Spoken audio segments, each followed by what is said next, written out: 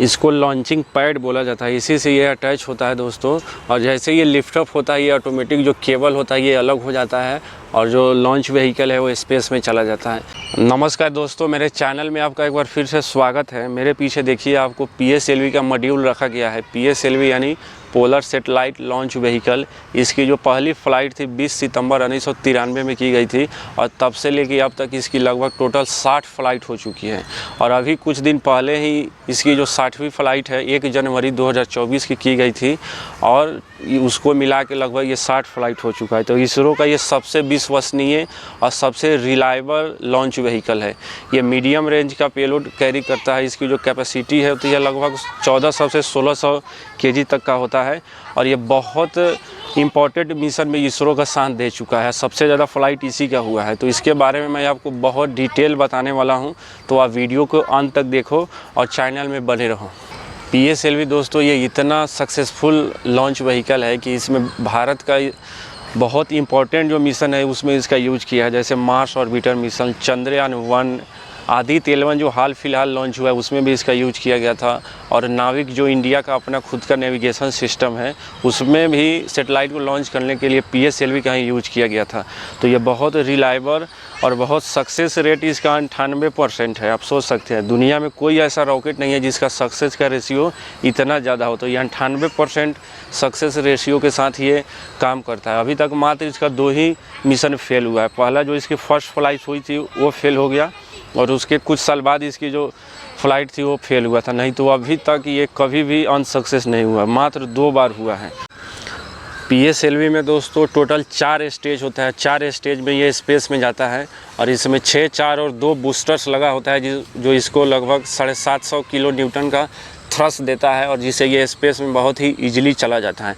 नीचे का जो आप बूस्टर्स देख रहे हैं यही बूस्टर में थ्रस्ट निकलता है और ये थ्रस्ट इसको एटमॉस्फेयर में ले जाता है। फिर ये अलग होता है, फिर दूसरा स्टेज, फिर तीसरा स्टेज और लास्ट में चौथा स्टेज जिस पे सेटेलाइट को रखा गया होता है। तो चारों स्टेज इसको आगे स्पेस में ले जाके वर्क करता है। दोस्तों इसरो के पास PSLV के बाद आता है GSLV जो कि बहुत भारी भरकम सेटेलाइट लॉन्च व्हीकल है और लगभग वो 3000 से 3500 किलोग्राम तक का जो पेलोड है उसको स्पेस में भेज सकता है। लेकिन ये जो है PSLV ये बहुत रिलायबल है। छोटे और मीडियम साइज़ का जो सेटेलाइट होता है जिसको भेजने में खर्चा कम आता है तो इसको इसरो बहुत ज़्यादा यूज करती है। आज इंडिया दोस्तों चांद तक पहुंच गया है। 2023 में जो चंद्रयान 3 मिशन हुआ था, भारत दुनिया का पहला ऐसा देश बना था जो साउथ पोल पे गया था।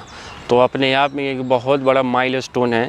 और PSLV से जुड़ी एक और बात मैं बताता हूँ। 2009 में इसरो ने चंद्रयान 1 लॉन्च किया था। चंद्रयान इसी व्हीकल से लॉन्च किया गया था PSLV से। या जब चंद्रयान चंद्रमा की कक्षा में गया था तो वही चंद्रयान 1 चांद की सतह पे पानी का खोज किया था। मतलब उसके सतह के नीचे आइस के फॉर्म में वाटर है। तो ये जो मिशन था बहुत इम्पोर्टेंट था भारत के लिए। तो इससे आप अंदाज़ा लगा सकते हैं कि जो अपना PSLV है वो कितना इम्पोर्टेंट है और इसे कितना इम्पोर्टेंट मिशन भारत कर चुका है और आने वाले समय में अभी किया भी जाएगा।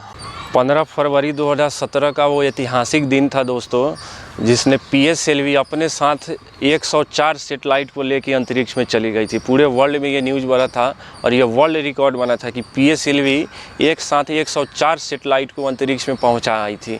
तो आप इसे अंदाज़ा लगा सकते हैं कि PSLV का जो सक्सेस रेट है वो कितना ज़्यादा है। इसीलिए मैं बोल रहा था बार बार कि ये सबसे भरोसेमंद और सबसे रिलायबल लॉन्च व्हीकल है। आप सोचो 104 सेटेलाइट को अंतरिक्ष में भेज देना कितनी बड़ी बात होती है।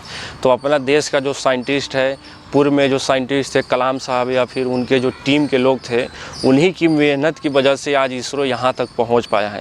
दुनिया में गिनती के ही देश कुछ है जो खुद इंडिपेंडेंट होकर वो सेटेलाइट को अंतरिक्ष में भेज सकता है। गिनती के देश है, मुश्किल से 10 देश भी नहीं होगा जिसके पास ये कैपेबिलिटी है कि वो सेटेलाइट को अंतरिक्ष में भेज सकता है, जिसमें अपना देश भारत भी आता है। और इस PSLV का जितना भी पास्ट में फ़्लाइट हुआ है उसमें भारत ने बहुत सारा वर्ल्ड रिकॉर्ड भी बनाया है। जैसे फर्स्ट अटैम्प्ट में मार्स की ऑर्बिट में पहुंचना। जी हाँ दोस्तों, PSLV ही था जिसने मार्स ऑर्बिटर मिशन यानी मंगलयान को लॉन्च किया था और पहले ही अटेम्प्ट में भारत उस मंगलयान को मंगल की सतह पे पहुंचा दिया था। तो ये अपने आप में ये दिखाता है कि अपना देश का जो साइंटिस्ट है वो कितना काबिल और कितना मेहनती है। तो दुनिया में गिनती के ऐसे देश है जो कि मार्स पे पहुंचा है, जिसमें अपना देश भारत भी है और उसमें PSLV का बहुत बड़ा योगदान है दोस्तों। तो ये सब चीज़ देख के अपने देश के साइंटिस्टों पर गर्व होता है कि एज ए नेशन हम लोग ऐसे चीज़ डेवलप कर सकते हैं, डिज़ाइन कर सकते हैं और उसको यूज भी कर सकते हैं। और PSLV इसरो को बहुत सारा विदेशी रुपया भी कमा के देता है दूसरे फॉरेन सेटेलाइट को लॉन्च करके। तो इसरो का सबसे विश्वसनीय जो सेटेलाइट है उसमें ये नंबर 1 पे आता है। इससे भी पावरफुल सेटेलाइट है GSLV जो 3500 किलो तक का पेलोड ले सकता है, लेकिन उसकी जो पर कॉस्ट फ्लाइट होती है वो ज़्यादा होती है और ये थोड़ा सस्ता होता है। दोस्तों मैं आपको ले चलता हूँ 60-65 के दशक में, उस समय जब विक्रम साराभाई थे जिन्होंने ये कल्पना किया था कि भारत को भी स्पेस में आना चाहिए और भारत का स्पेस प्रोग्राम उन्होंने इस्टेब्लिश किया था। जो पहला जो प्रयास था, पहला जो कोशिश था वो विक्रम साराभाई ने ही किया था और उन्होंने एक सपना देखा था कि भारत एक दिन अंतरिक्ष में जाएगा और ख़ुद का सेटेलाइट भी लॉन्च करेगा और ख़ुद का लॉन्च व्हीकल भी डेवलप कर लेगा। ये सब उन्हीं का इमेजिनेशन था। तो विक्रम साराभाई का सबसे बड़ा योगदान है दोस्तों इसरो को एस्टेब्लिश करने में, और आज इसरो यहाँ तक जो पहुँचा है उसमें विक्रम साराभाई का बहुत बड़ा योगदान है। इसीलिए विक्रम साराभाई को फादर ऑफ द इसरो बोला जाता है। जी हाँ दोस्तों, इसरो को स्थापना उन्होंने किया था, इसीलिए उनको उपाधि दी गई है फादर ऑफ इसरो। आने वाला जो अपकमिंग मिशन है इसरो का, उसमें प्लान चल रहा है गगनयान में हम लोग स्पेस में एस्ट्रोनॉट्स को भेजेंगे। आने वाले समय में 2030-40 तक मून पर भी इंडियन एस्ट्रोनॉट्स को उतारने का प्लानिंग चल रहा है। अभी भी बहुत सारा मिशन है, अभी मंगलयान 2 होने वाला है, शुक्रयान होने वाला है, चंद्रयान 4 होने वाला है। तो ये तमाम सारी जितने भी मिशन आज इसरो एक के बाद एक करते जा रहा है, उसके अंदर का जो कोर जो है दोस्तों वो विक्रम साराभाई को उसका क्रेडिट जाता है, क्योंकि उन्होंने ही सपना देखा था कि भारत एक दिन अंतरिक्ष का बॉस बनेगा। इसको लॉन्चिंग पैड बोला जाता है, इसी से ये अटैच होता है दोस्तों। और जैसे ये लिफ्ट अप होता है, ये ऑटोमेटिक जो केबल होता है ये अलग हो जाता है और जो लॉन्च व्हीकल है वो स्पेस में चला जाता है। तो ये इसको सपोर्ट करने के लिए एक टावर जैसा बहुत बड़ा लगभग 14-15 मीटर इसी के हाइट जितना बनाया जाता है, और जैसे ये लिफ्ट अप होता है उसको ये छोड़ देता है, रिलीज कर देता है।